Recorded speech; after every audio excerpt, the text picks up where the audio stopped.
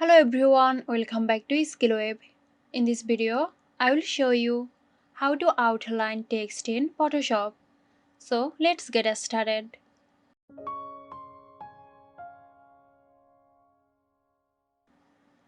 At first, select the text you want to outline. Right-click on the text layer in the Layers panel and select Duplicate Layer or click here to duplicate the layers. Select the duplicated text layer. Then go to the Edit menu, choose Transform, and then select Scale. Increase the size of this text layer to create the outline effect.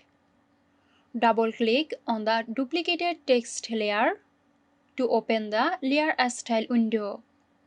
Click on Stroke and choose the color, size and position of the outline. Click OK to apply. Move the outline layer behind the original text layer in the Layers panel by dragging it below. This positions the outline text behind the main text. So that's it. Hope you found this tutorial helpful. Stay tuned for more helpful tutorials here at Skillweb. This video is sponsored by Xirosoft. Xirosoft offers graphic design, UI UX design, digital marketing and web development. Elevate your brand with Xirosoft today. For more details, check the description box.